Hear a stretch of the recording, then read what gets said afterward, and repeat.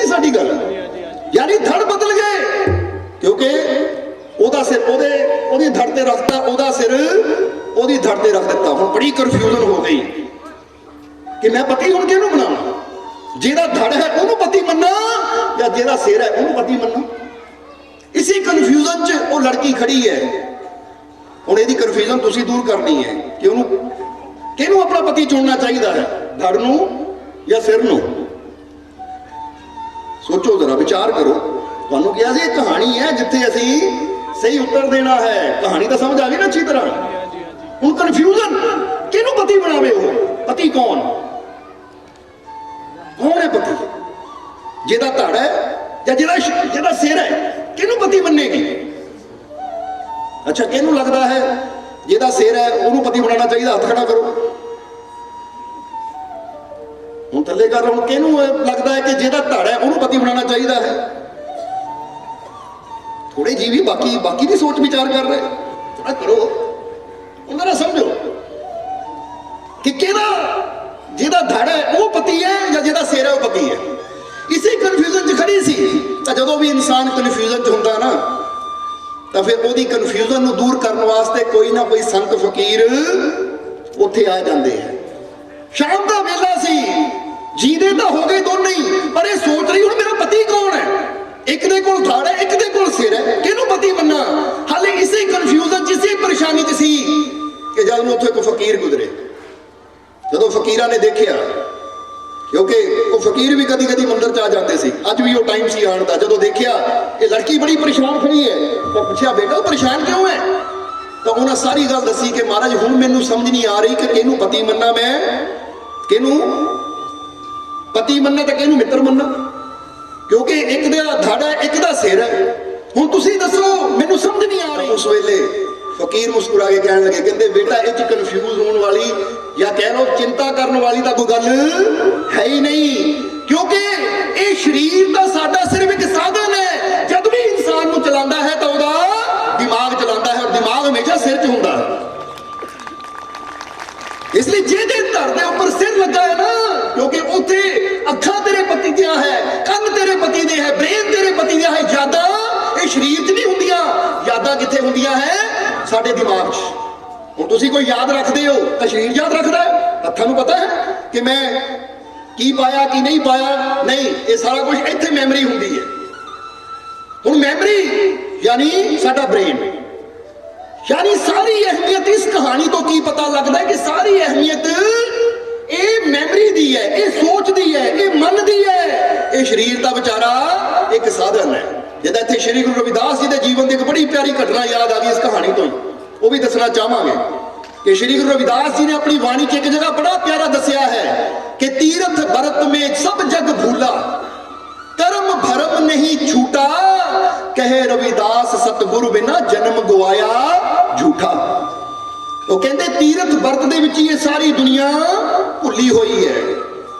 कोई कहता इस तीर्थ ते जाओ, कोई कहता उस तीर्थ ते जाओ, कर्म भरम नहीं छूटा, भरमा जो दुनिया निकली नहीं है। क्योंकि ये शब्द कदों श्री गुरु रविदास जी ने उचारिया, जदों एक दिन एक प्रेमी श्री गुरु रविदास जी दे कोल आया और आके श्री गुरु रविदास जी नूं कहण लगा कि महाराज की तीर्थ यात्रा करन दे नाल इंसान नूं मुक्ति मिल जाती है। तीर्थां ते इशनान करन दे नाल, तीर्थां ते जाके नहाण दे नाल, इशनान करन दे नाल की इंसान नूं मुक्ति मिल जाती है। जदों उन्हें श्री गुरु रविदास जी दे अगे ये सवाल रखिया, ये बेनती की, तो हुण जरा ध्यान देना, गल बड़ी समझण वाली है कि उस वेले श्री गुरु रविदास जी ने उन्हें जवाब की दिता। जदों उन्हें पूछा कि महाराज तीर्थां ते जाके इशनान करन दे नाल की इंसान दी मुक्ति हो जाती है, कि इंसान को परमात्मा की प्राप्ति हो जाती है, दसो मैनू इस दे बारे। तो उस वेले श्री गुरु रविदास जी ने मुस्कुरा के कहा, और ये लाइन नोट कर लियो की क्या श्री गुरु रविदास जी ने। तो कहते पाप साडी सोच विच हुंदा है। इहनूं जरा हिंदी च कह दईए कि पाप हमारी सोच में होता है, हमारे शरीर में नहीं। बोलो समझदे हो कि नहीं? जे आपां कहिए बंदा पापी है तो पाप ये शरीर च हुंदा है या साडी सोच में हुंदा है? तुसीं कहंदे हो मैं चोरी करनी है तो फिर शरीर चोरी करन जाता है, तुसीं कहंदे हो मैं सत्संग जाना तो फिर शरीर सत्संग जाता है।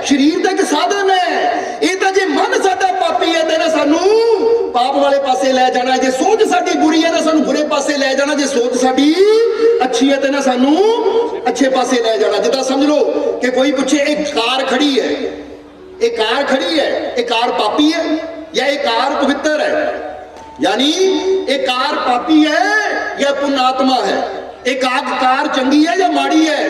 फिर जिहड़ा समझदार होए कोई जवाब देगा कि भाई जे तां इहदे अंदर कोई सतसंगी बह गया फिर तां चंगी है, क्योंकि फिर चंगे पासे जाएगी, तां जे इहदे अंदर कोई खूनी बह गया फिर माड़ी है, क्योंकि फिर ये कतल करने जाएगी।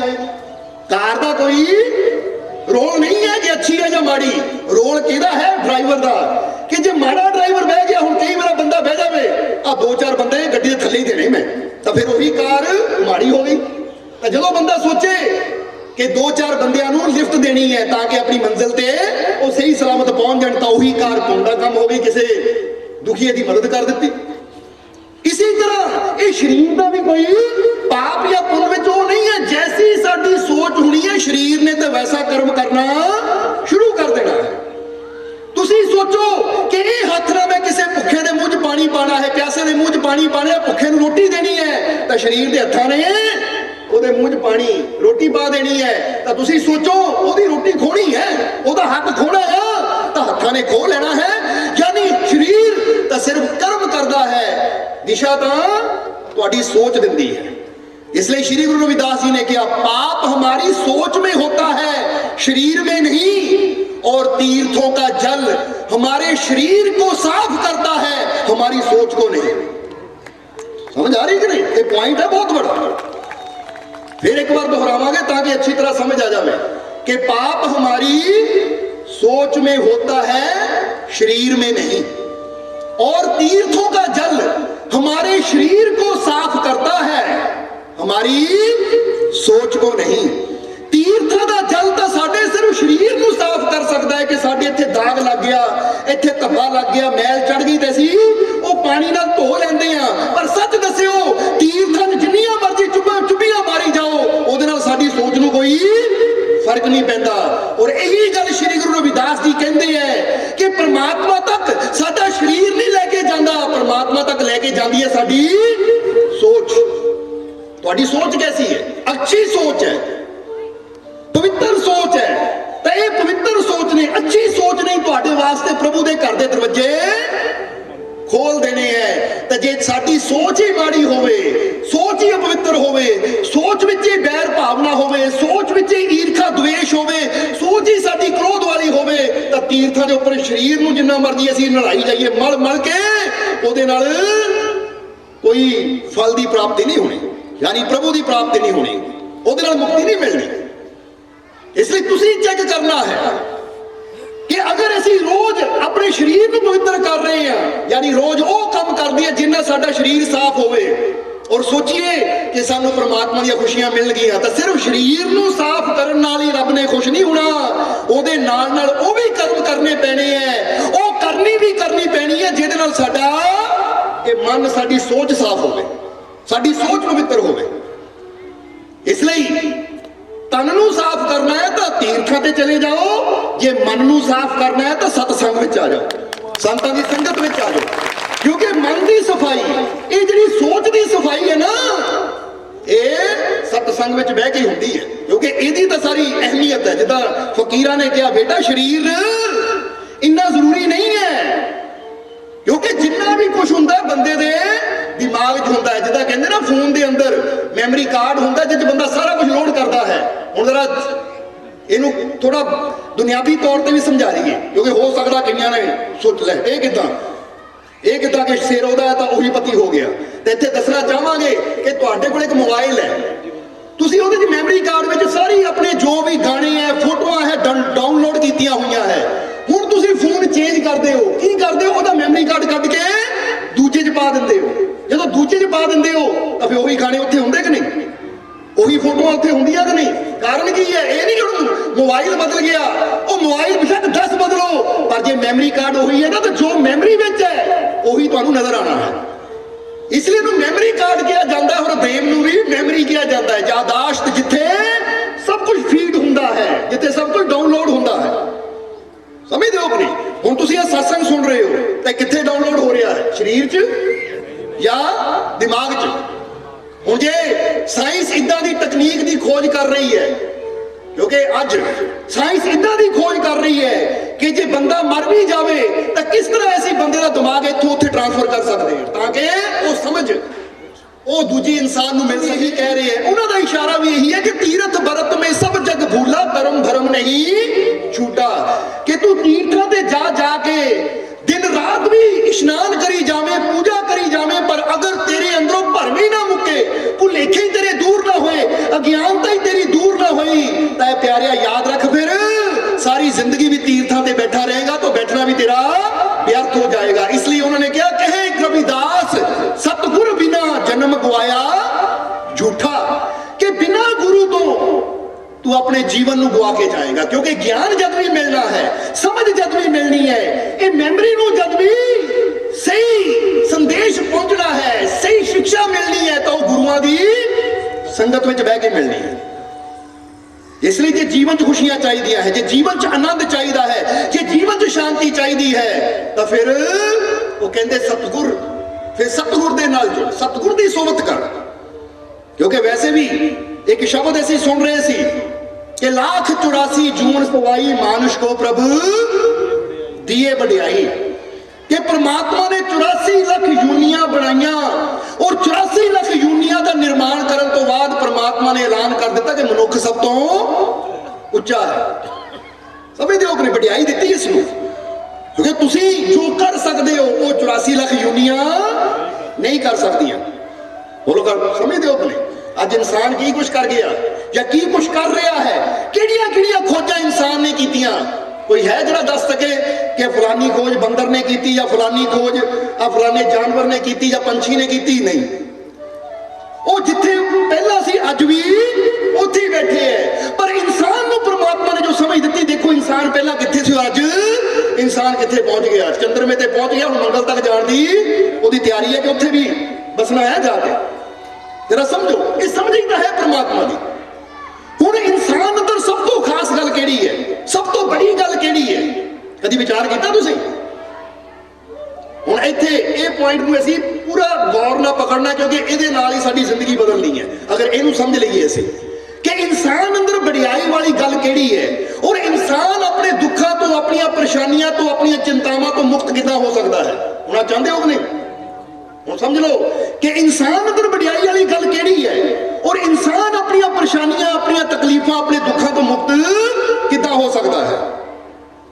हुण इह गल नूं इत्थे दिल च लिख लेना जो दस्सण लगे आपां, कि इंसान दी सब तो बड़ी बढ़ियाई, इंसान दी सब तो बड़ी खूबी यह है कि you have the power to make choice. समझदे हो कि नहीं? ਕਿਹੜੀ ਪਾਵਰ ਹੈ ਤੁਹਾਡੀ, ਕਿਹੜੀ ਤਾਕਤ ਹੈ ਤੁਹਾਡੀ ਜਿਹਨੇ ਤੁਹਾਨੂੰ 84 ਲੱਖ ਯੂਨੀਆਂ ਤੋਂ ਅਫਜ਼ਲ ਬਣਾਇਆ ਹੈ।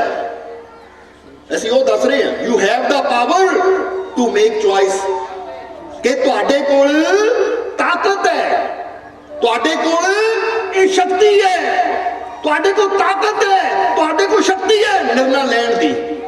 ਨਿਰਣੇ ਸਮਝਦੇ ਹੋ ਨਾ ਤੁਸੀਂ? ਫੈਸਲਾ ਕਰਨ ਦੀ ਸ਼ਕਤੀ ਹੈ ਤੁਹਾਡੇ ਕੋਲ, ਚੁਣਾਵ ਕਰਨ ਦੀ ਸ਼ਕਤੀ ਹੈ ਤੁਹਾਡੇ ਕੋਲ, क्योंकि चॉइस का मतलब चुनाव। हुण जरा गौर करना, इंसान दे कोल सब तो बड़ी शक्ति है चुनाव करन दी, पर किसी जानवर को, किसी पशु को, किसी पंछी को ये चुनाव करन दी शक्ति नहीं है। हुण तुसीं बांदर नूं जाके पूछो मेन्यू दिखा के, हाँ भी दस किहड़ी चीज खानी है, वो दसेगा दाल लिया, रोटी लिया, फलाना लिया, ये लिया, उन्हें कोई बोलना ही नहीं। उल्टा मेन्यू पाड़ पुड़ के सर सिੱਟੇਗਾ इधर, एक ही दिखाई जा रहा मैनू, ਉਹਦੇ ਮੂਹਰੇ ਜੋ ਪਾ ਦਿਓ ਨਾ खा लेना है। कोई गाँव कोई मझ नहीं, क्योंकि वो चॉइस नहीं दस सकते, पर तुहाडे कोल चॉइस है, तुसी चुनाव कर सकते हो कि मैं की करना है, मैं की बनना है। हुण तुसी एक बांदर दा बच्चा जन्म लेंदा है, एक बांदर दा बच्चा जन्म लेंदा है, तुहानू पुछे ना की बनना है, तुसी कहना भाई बांदर ही बनना है। कोई है चॉइस कि कुछ और बनेगा है? जवाब दिओ सानू। पर जदों इंसान दा बच्चा जन्म लेंदा है, कोई तुहानू पुछे ये की बनेगा, तो तुसी एक गल कहोगे ਇਹਦਾ नहीं पता है, डॉक्टर भी बन सकता है, इंजीनियर भी बन सकता है, साइंटिस्ट भी बन सकता है, आर्मी च भी जा सकता है, पुलिस में भी जा सकता है, एक कारपेंटर बन सकता है, एक बाल पेंटर बन सकता, बहुत कुछ बन सकता है, क्योंकि जिद्दां दी इहदी सोच होएगी वही बन जाएगा। क्योंकि बंदे को चॉइस करने की शक्ति है परमात्मा ने दी। नहीं तो इत्थे जिन्ने भी बैठे हैं, कोई डॉक्टर बैठे होणगे, कुछ वकील बैठे हुए हैं, कुछ होर बैठे होणगे, तो पुछो उन्होंने चॉइस की सी, माँ बाप ने कहा पुत की बनना है, मम्मी मैं डॉक्टर बनना है, या डैडी मैं सोचना वकील बना, या मैं सोचना मैं अफसर बना। और इदा होंगी है कि नहीं? जवाब नहीं आ रहा। ये चॉइस है तुहाडी। हुण इत्थे जे दुनियावी तौर ते देखिया जावे तुहाडे कोल चॉइस है तुसीं की बनना है। और एक गल ये भी याद रखो, सिर्फ चॉइस करन नाल ही नहीं बंदा बन जांदा, उहदे वास्ते मेहनत भी करनी पैंदी है। हुण बंदा बच्चा कहे डैडी मैं डॉक्टर बनना है, तो डैडी कहे चल बेटा पढ़, फिर नहीं पढ़ नहीं हुंदा मेरे तो, मेरा खेलण नूं दिल करदा, मूवी देखण नूं दिल करदा, मोबाइल 'च गेम खेलण नूं, तो फिर जरा सोचो चॉइस तो है डॉक्टर बनने की, पर मेहनत करने को तैयार नहीं, तो ऐसा बच्चा कभी डॉक्टर बन ही नहीं सकता। फिर तो वो गेमां खेड खेड के अपना वो समय बर्बाद कर लेगा, जिस समय अगर मेहनत करता तो इच्छा पूरी हो सकती थी। यानी परमात्मा ने तुहाडे अंदर एक शक्ति रखी हुई है, तुसीं चुनाव कर सकते हो, और चुनाव के नाल नाल अगर तुसीं मेहनत करो तो नामुमकिन भी मुमकिन हो सकता है, असंभव भी संभव हो सकता है। ये अज हुण ये बाहरी तौर पर गल है, हुण अंदरूनी तौर पर भी समझ लीए, अंदरूनी तौर पर भी तुसीं चॉइस कर सकते हो कि मैं अच्छा बनना है या मैं बुरा बनना है, मैं नेकी करनी है या मैं पाप कर्म करना है, मैं बीमार होना या मैं तंदुरुस्त होना है, ये भी चॉइस तुसीं कर सकते, पर ਉਹਦੇ वास्ते भी मेहनत की जरूरत है। और बंदा कहे ले ये तो मेरे हाथ च नहीं है, जे मेरे हाथ च हुंदा तंदुरुस्त होना तो फिर मैं बीमारी क्यों हुंदा है। तो याद रखो सब कुछ तुहाडे हाथ च है, पर तुहाडी हालत तो बच्चे वाली है कि तुसीं मेहनत करने को तैयार नहीं हो।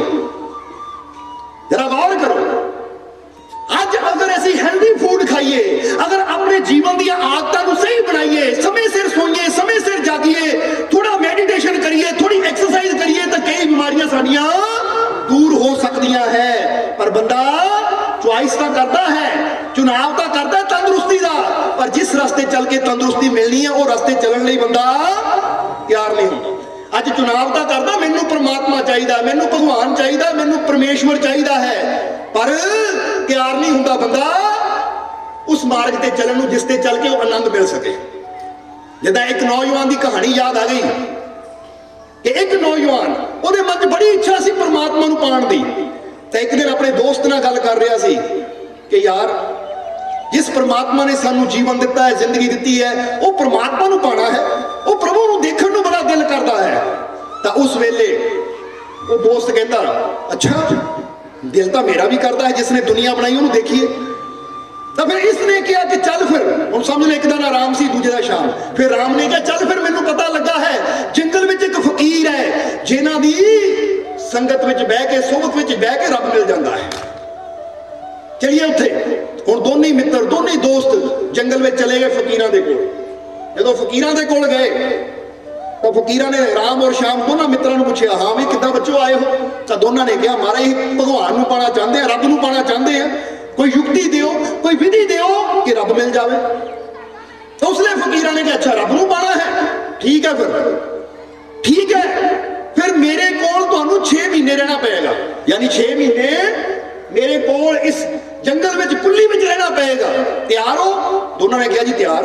जे 6 महीने रहन ना रब मिलता है, महात्मा बुद्ध नूं 6 साल च मिलिया, बाबा फरीद नूं 36 साल लग गए, जे सानू 6 महीनों च मिलता तो होर की चाहिए है, रहन नूं तैयार हाँ। फकीर कहते रुको फिर असीं हुणे ही आए। अंदर जाके फकीर जदों बाहर आए तो फकीरां दे हाथ 2 मोटे मोटे संगल से, 2 संगल समझ लो एक दा वजन 15 किलो का होना ही है, 15-15 किलो के 2 संगल।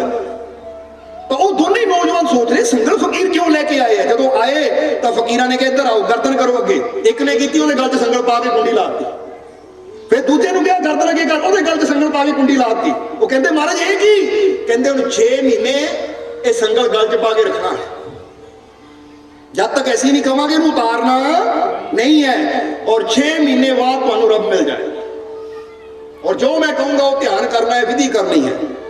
हुण जदों संगल पाया 15-15 किलो का संगल गल च, हुण तुरना फिरना ही औखा हो।